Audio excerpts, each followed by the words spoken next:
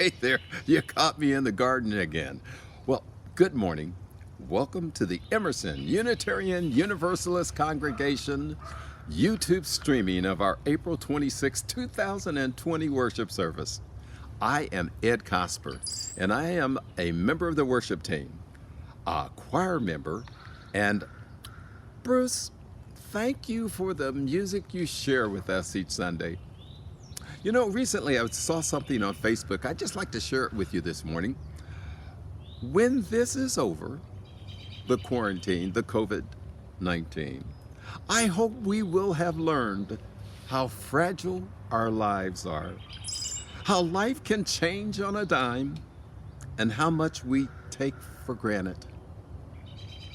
How to be truly grateful and how much we need each other. How resilient we can be, how positivity is contagious, how important our health is, and how to save a little more and spend a little less. How to relish in simplicity, how to focus less on ourselves, and that together we can overcome anything. We are one world. As a Unitarian Universalist congregation, we welcome a wide variety of theological and spiritual beliefs. We honor the inherent worth and dignity of each and every person. You are welcome here. A special welcome to those joining us for the first time or those returning from an absence. We hope you are nourished in heart and mind by our worship service today. And at 11:15, please join our youth and adult religious exploration activities. Take a moment now. Send a virtual wave to our Emerson family. A heartfelt embrace to those that we miss. And a big smile that we are together again. Thank you, Ed. And I add my welcome as well. Welcome to Emerson Unitarian Universalist Congregation. My name is Reverend Deborah Bennett, and it is my sheer delight to be the called minister here. I come to you today from our Buddhist sitting room. It's a place that the Buddhist group gathers weekly to meditate and to share in community. And I hope someday soon they'll be able to gather here again.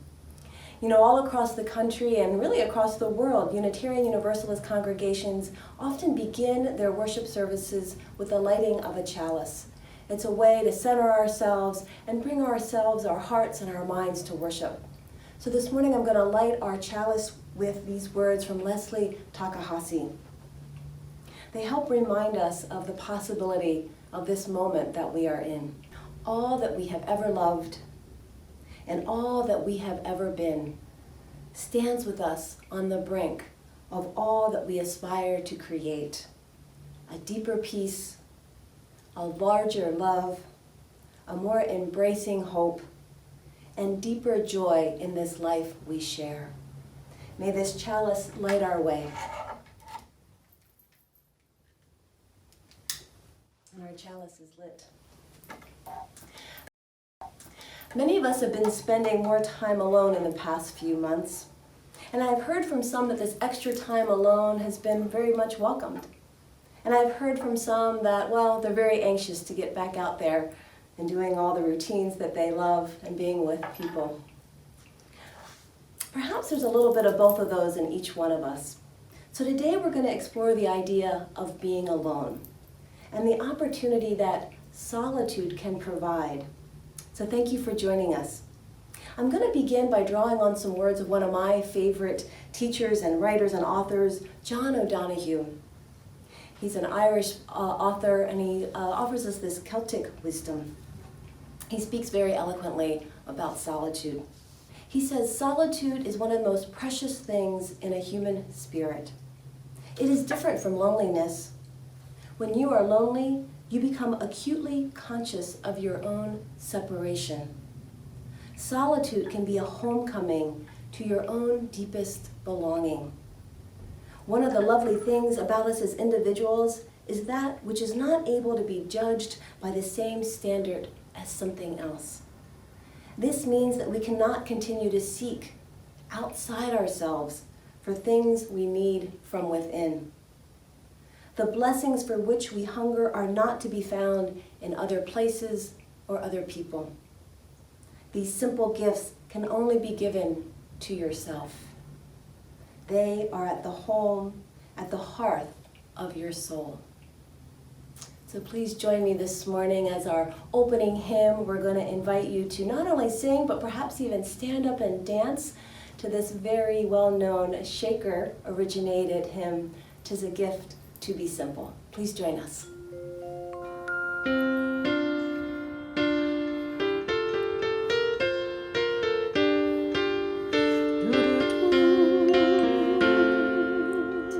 Tis a gift to be simple, tis a gift to be free, tis a gift to come down where we ought to be, and when we find ourselves in the place just right, 'twill be the valley of love and delight.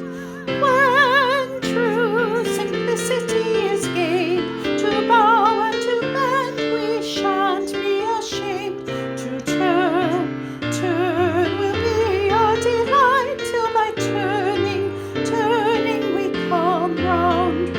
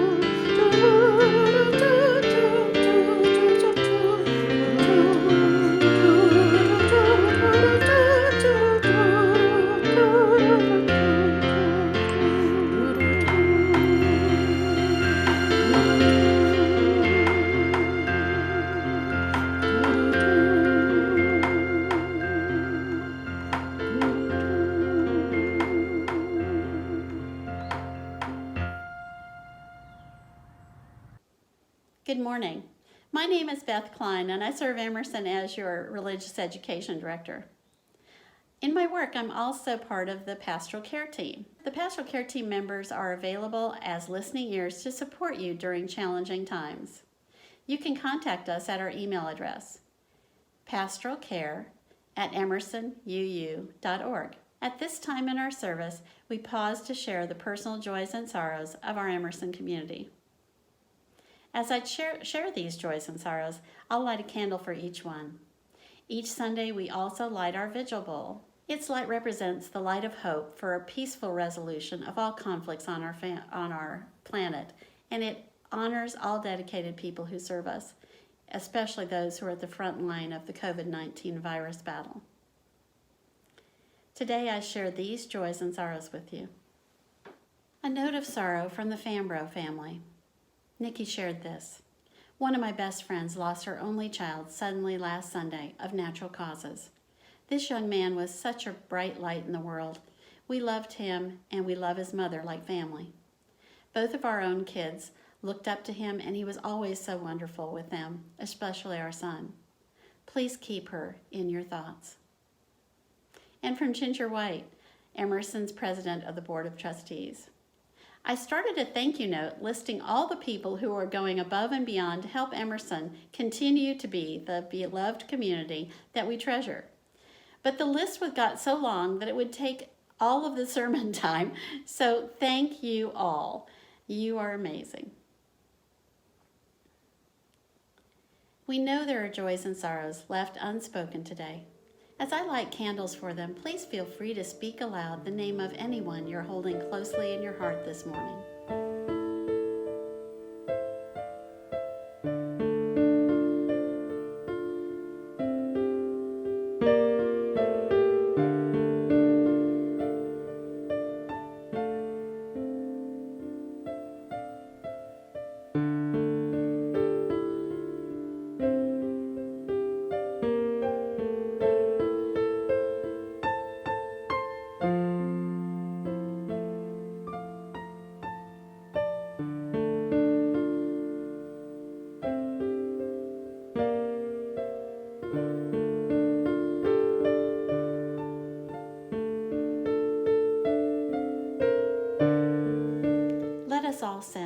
heartfelt intentions to all people everywhere by offering the Buddhist prayer of loving kindness.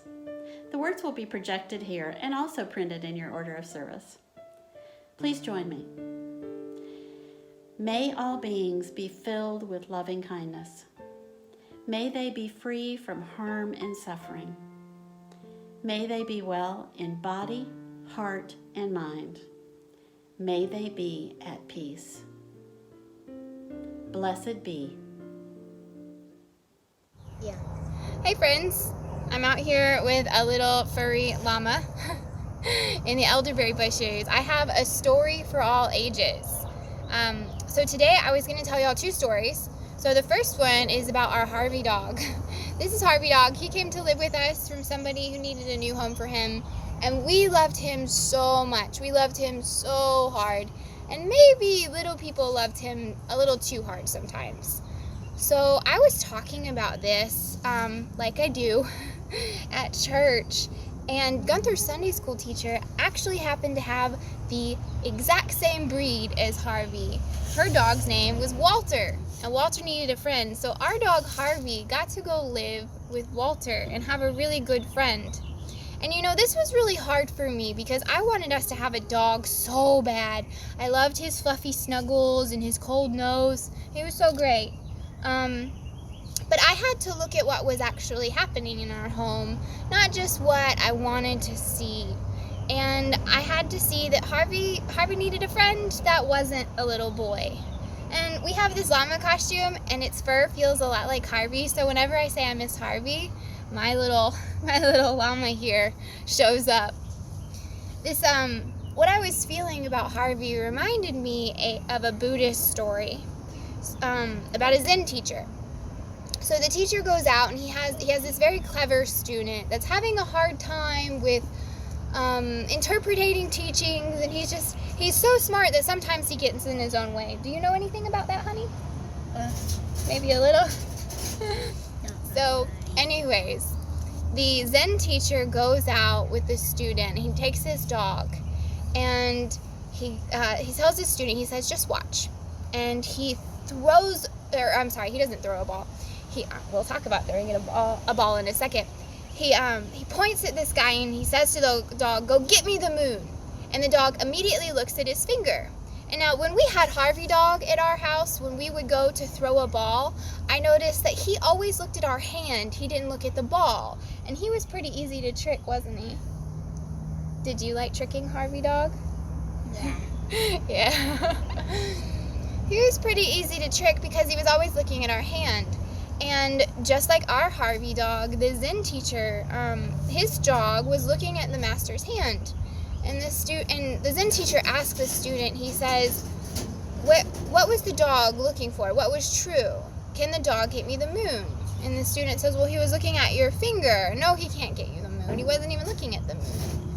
And the Zen teacher says, this is the same way that these teachings work. We all must define our own truth. We all have to find out what's right for us. And these words and these teachings, they're just guideposts. They're just signs along the way. A hand pointing in the direction of the moon isn't the moon, right? So, as I am sometimes really missing my little Harvey dog, I get to be pretty happy because I listened to what was true for our family and what we needed. And I have this little llama here that also happens to be a very cute little boy with a great llama face. All right. I miss you all and I hope you're doing well. Let's sing our song now.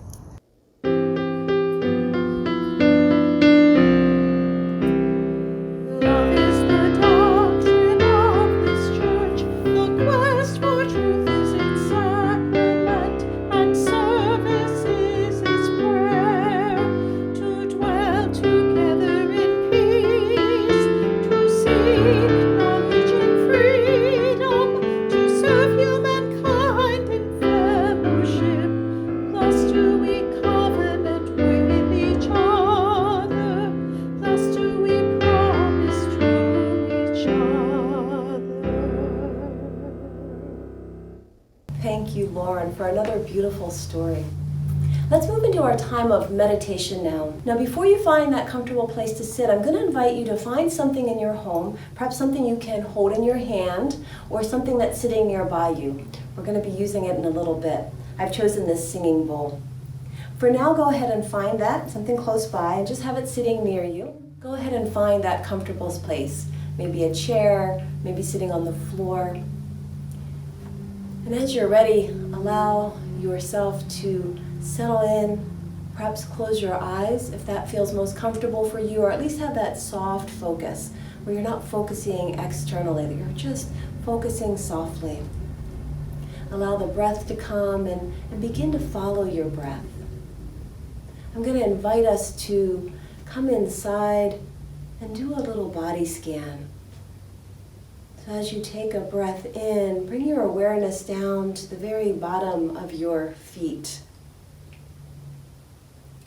Noticing if there's sensation there, or just imagining the bottoms of your feet and your toes.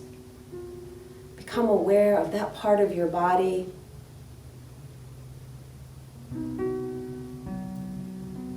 Becoming aware of your ankles.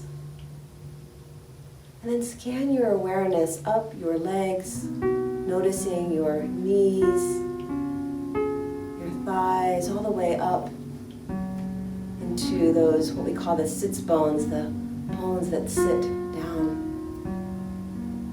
Feeling the big hip bone.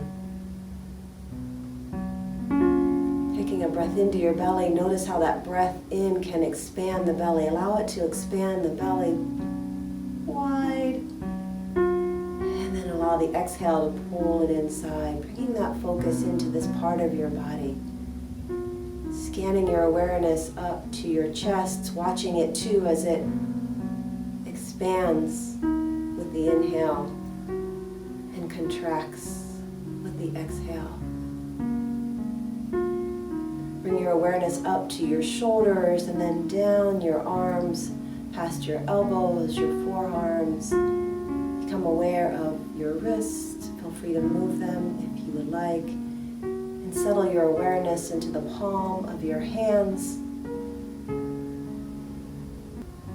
And then take your awareness out to the very tip of each finger.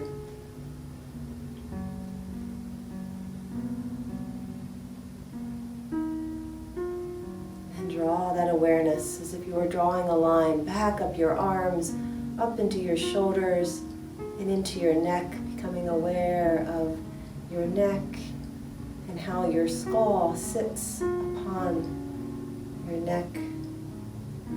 Feel the jawbone,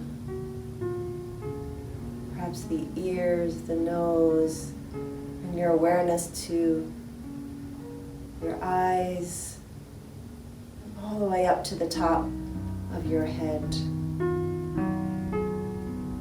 Take a moment and just sit with this flowing energy. Perhaps do another quick scan from your feet, bottoms of your feet, all the way up through your body, and then back down again. It's as if your awareness was breathing with the breath, coming in and coming out.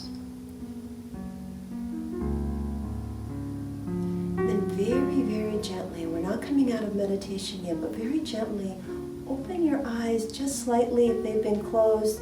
And if you have soft focus, turn your focus to your object. And go ahead and hold that object in your hand if it's available to you to do so, or gaze at it if it's near you. And take a moment to do the same thing with the object. Start perhaps at the bottom of the object and bring your awareness there. Then your awareness to the middle and top of the object. If it's small, start to turn it in your hand or perhaps move your own body so that you can just investigate this object. Not in a way where your mind gets overly involved, but your focus is soft and you're just noticing. Perhaps there's something in this object that you hadn't noticed before that draws your attention. So let your attention go there. Just notice.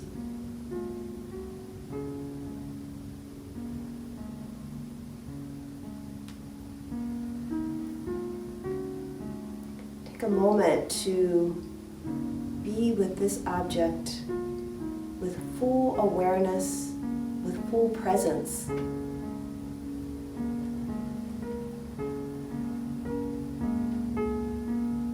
Find something fascinating about your object.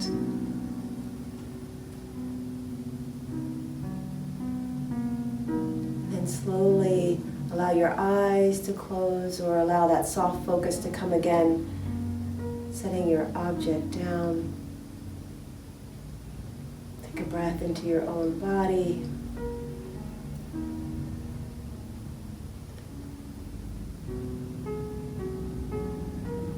And just as inside of each cloud exists the potential of rain,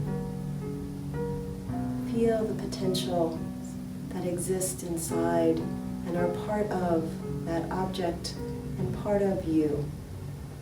Where is the place that you and the world around you are truly interconnected? As you're ready, and when you are ready, take a deep breath and gradually open your eyes.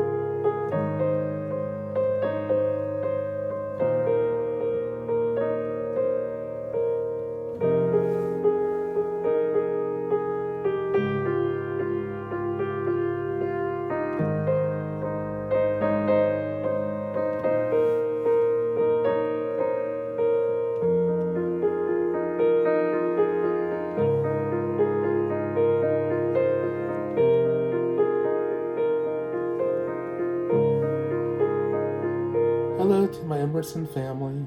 I miss you all. Hope everyone's staying safe. And looking forward to seeing everyone soon. Love you.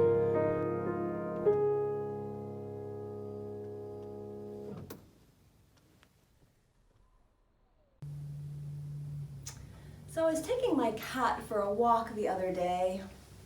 Yeah, I did say my cat. My cat's name is Zeus, and just as an aside note, have you ever found it curious how animals often embody their names? Well, Zeus, in the Greek pantheon of gods, as you may know, is the king of the gods, majestic and regal, and he sits atop of Mount Olympus. Well, my Zeus, the cat, I believe also sees himself as majestic and regal and worthy of sitting atop of a mountain at his pleasure. And as a lifelong outdoor cat, my cat Zeus has been quite perplexed and probably a little incensed lately, wondering why these people, the ones with the thumbs, have chosen to live in an apartment complex with only a small little balcony with which he can go outside. And it's 3 stories up, so all the best smells and the place he really would like to be is much far below. He sticks his little head out of the balcony and looks around. So I've taken him for walks, which really isn't a walk, it's more of a stroll, which quickly transforms into a sit.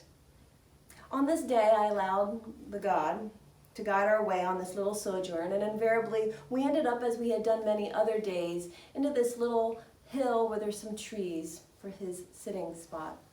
He quickly found a place underneath some very low branches, and he settled in. Now I'll confess, over this COVID time, I've taken my smartphone with me, because it's very easy to use these thumbs, you know, the ones that have taken eons to evolve to do that most important task of scrolling through Facebook and emails. But on this day, my phone was at 0. So I felt like I had no choice but to put it down, because we had just gotten to Zeus's favorite place, and I did not want to deal with the wrath of my cat god. So I agreed to just sit in the brumble with him. Now, I am a meditator, so usually on a time like this, I would just sit and take the time to meditate. But on this particular day, I noticed I became more interested in watching Zeus than even closing my own eyes. Zeus did not have his eyes closed. And in fact, he was sitting there, scanning, glancing from one direction to the other, just taking it all in. He seemed perfectly content.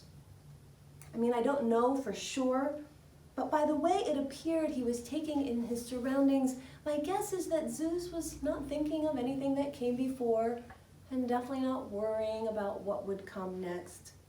He was simply being alone. And yet very much not alone. You know, it occurred to me watching Zeus that day that by the standard definition of aloneness, my cat was alone most of the time. After all, he had little to no interactions with others of his species. And for those of us humans, if we have little to no interaction with other species, we consider ourselves alone. Now, I may never know for sure how my cat experiences his life. On that day, he definitely did not look lonely. But if I had to guess, I would say my cat experiences life very much the same way that Richard Schoenberg talked about last week in our service. If you'll remember, he shared something from the Buddhist teacher Thich Nhat Hanh.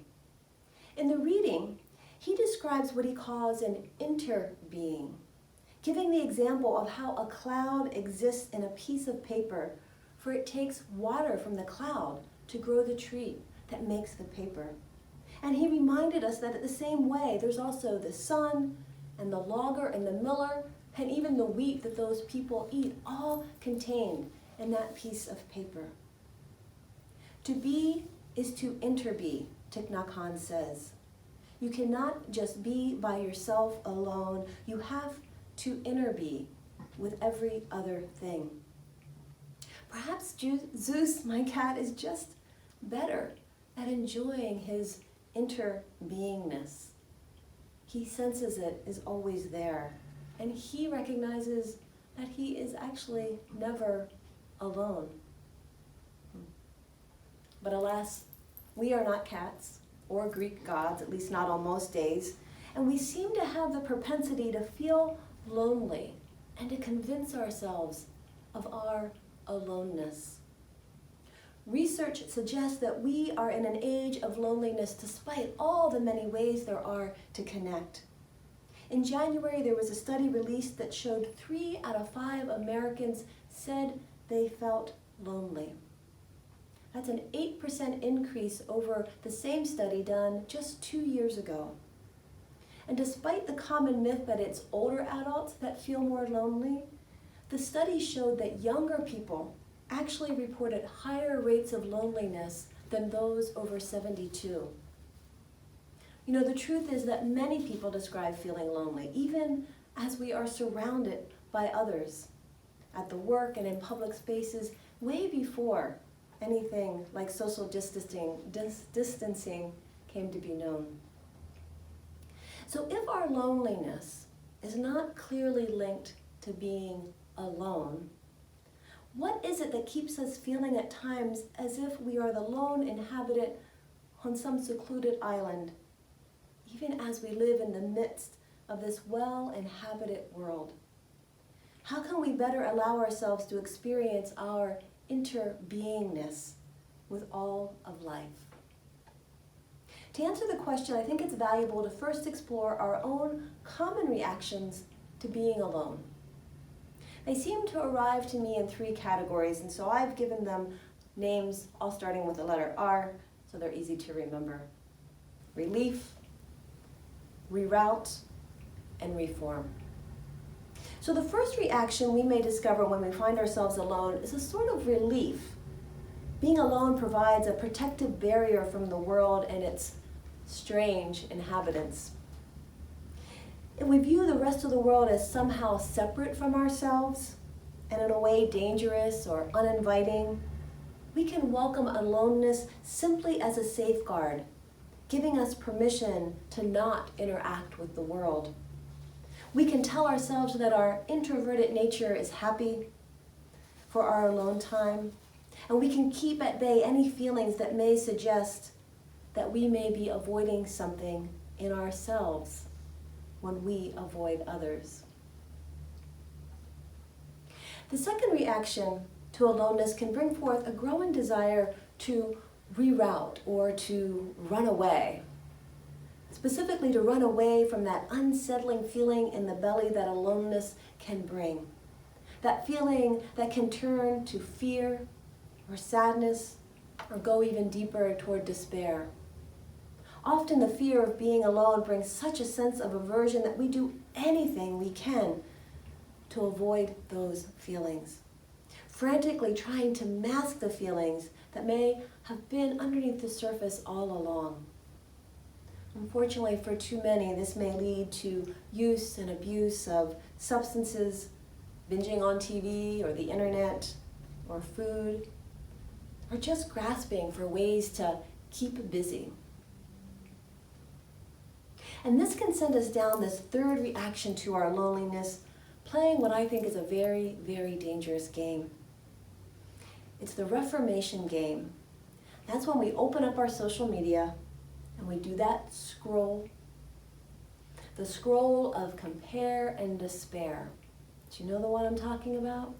The one that causes you to look at everybody else's life in a grand comparison of your own. We view others' posts and ponder how we can reform ourselves to be more like them, because surely they are smart, interesting, definitely more loved. They have way more likes than we will ever get. And as we compare, the feeling of despair mounts. Have you noticed that? And we realize we can't make the needed reformations, and we feel even more alone on some small island of one. It's perhaps the greatest disaster of aloneness when we use that time to compare ourselves to others. Because in doing that, we lose one of the greatest gifts that can come in our time alone.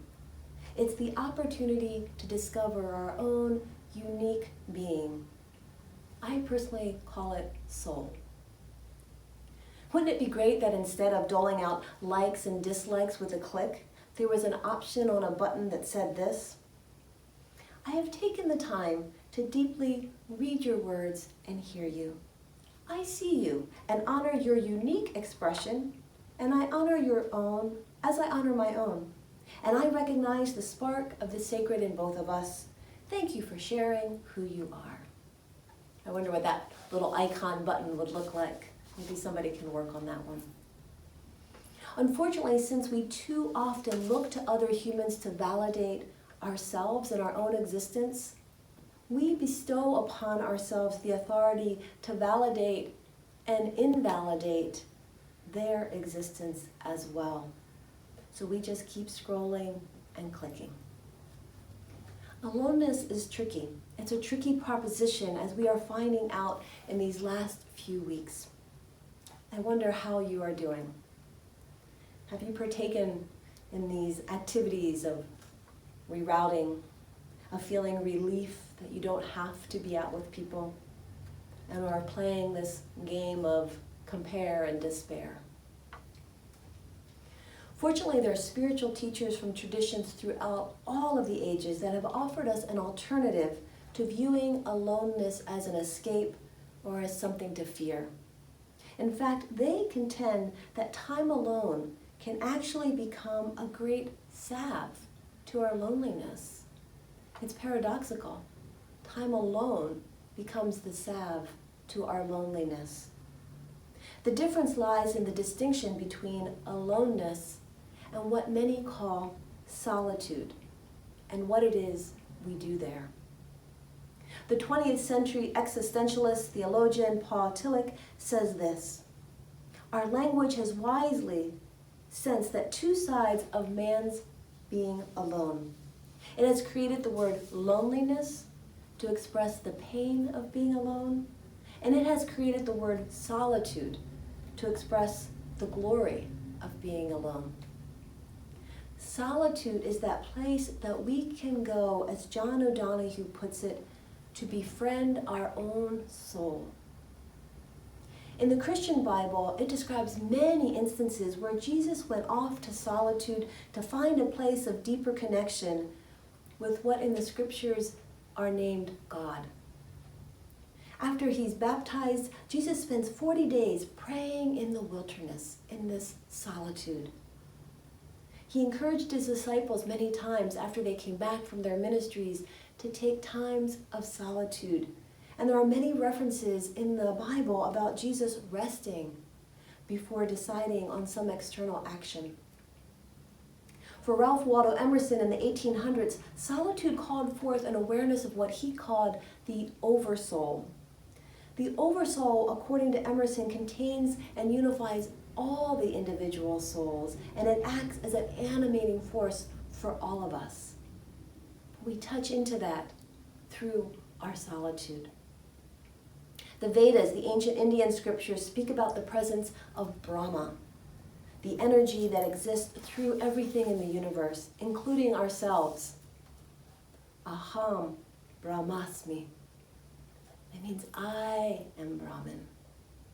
The greatest yogis and sages of India would often seek out solitude with the intention of experiencing that I am.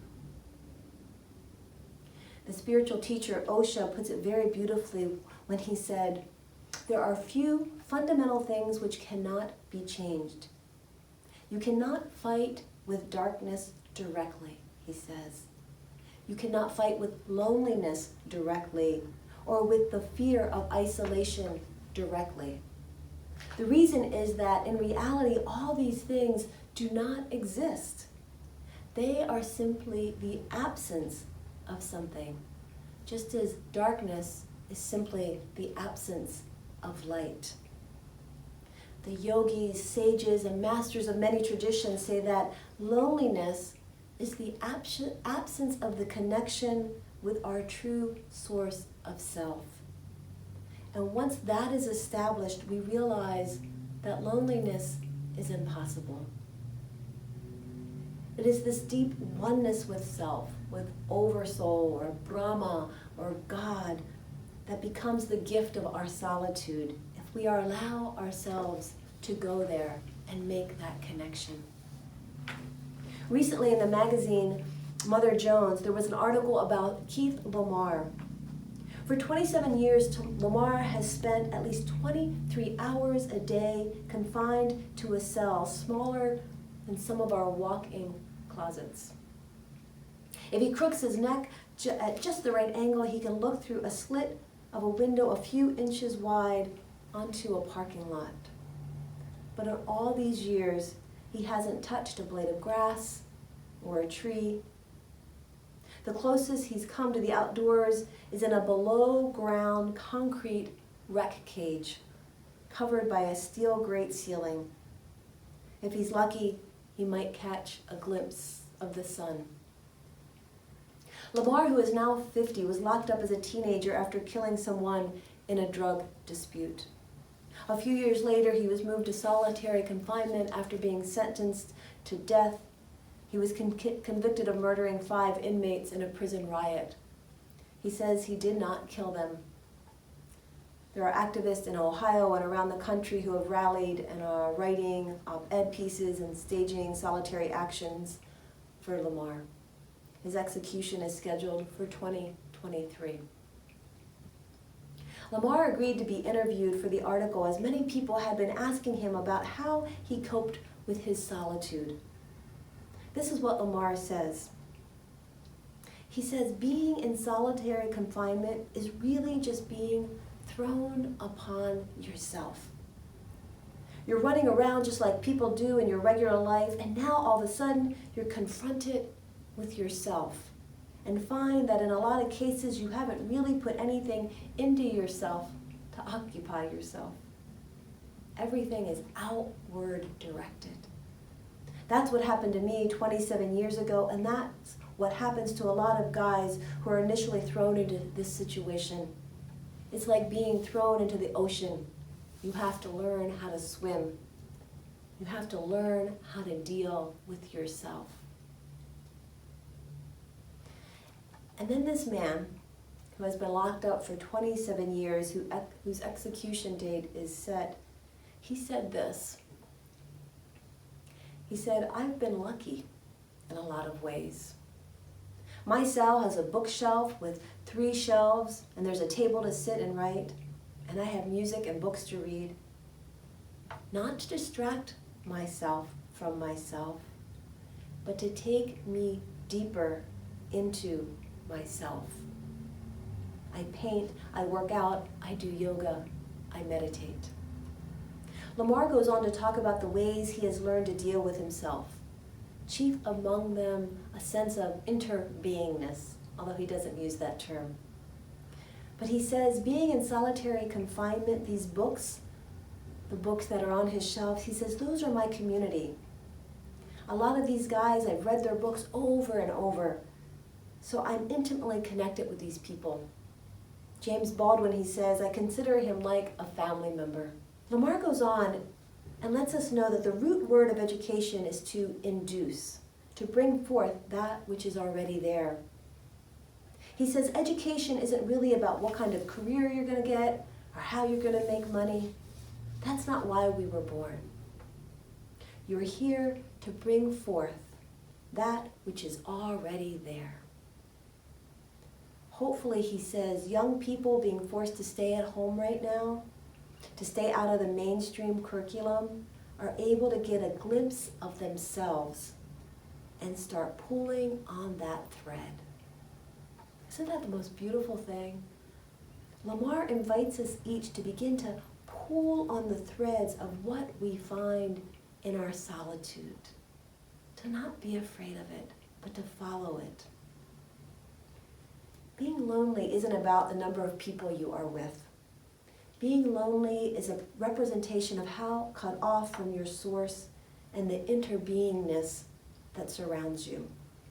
It's a natural human phenomenon to express loneliness and to lose that connection with self and the world. If we look to the wisdom of the ancients and the modern teachers like Lamar, we find the invitation to come out of our loneliness through the doorway of our solitude. and in that solitude to befriend the soul and the soul of all creation. When we return from that kind of a loneliness, we feel truly enlivened. Rumi tells us, don't feel lonely. The entire universe is inside of you. Stop acting so small. You are the universe in ecstatic motion.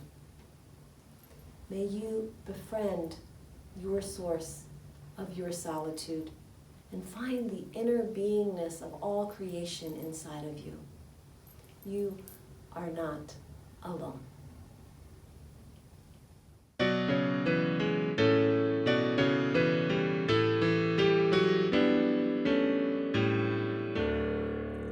All creatures of the earth and sky, come, kindred, lift your voices high. Alleluia, alleluia, bright burning sun with golden beam, soft shining moon with silver gleam. Alleluia, alleluia, alleluia, alleluia, alleluia. Swift rushing wind so wild and strong, white clouds that sail in heaven along. Alleluia, alleluia, fair rising morn in praise rejoice. High stars of evening find the voice. Alleluia, alleluia, alleluia, alleluia, alleluia. Cool flowing water, pure and clear, make music for all life to hear. Alleluia, alleluia, dance flame of fire so strong and bright, and bless us with your warmth and light. Alleluia, alleluia, alleluia, alleluia, alleluia. Embracing earth you day by day, bring forth your blessings on our way. Alleluia, alleluia, all herbs and fruits that richly grow, let them thy glory also show.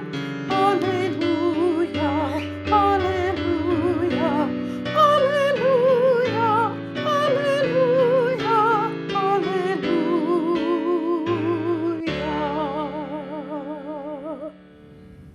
The vision of this congregation is to be a beacon of peace, justice, and love. The vision is embodied here, not just in words, but in each one of you, by your commitment of time, energy, intention, and resources. Together, we make a community.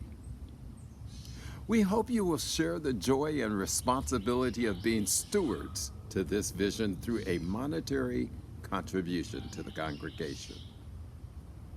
Please note the methods of giving are shown on the screen. And we thank you for sharing in the stewardship of this vision.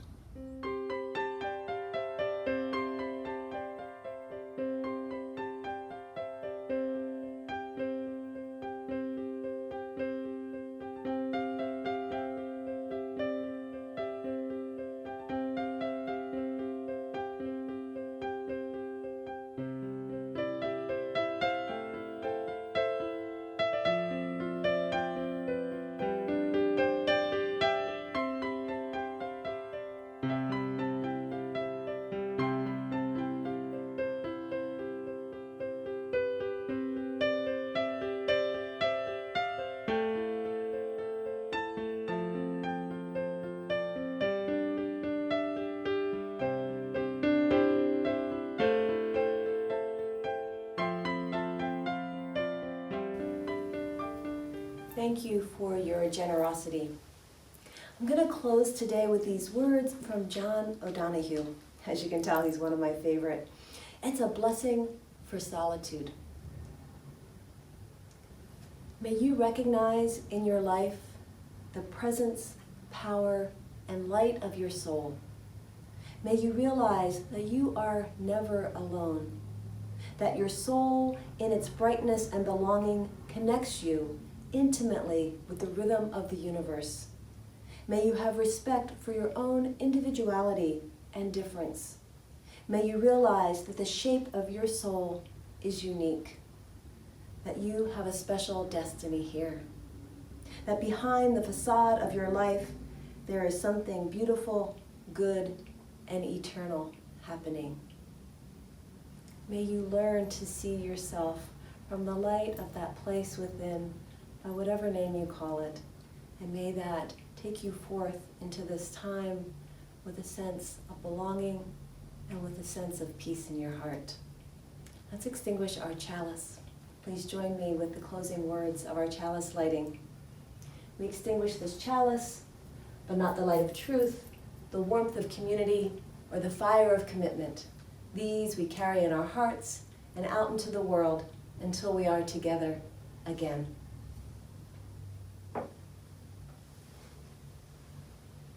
Please go now in peace and take peace wherever you go until we see each other again. And please remember, we have all of our wonderful second hour activities starting at 11:15. So do click on the order of service, which is on the internet, which is on our homepage of our website, and there you'll find all the links that will get you to these wonderful opportunities to connect even more. Thank you. Take care.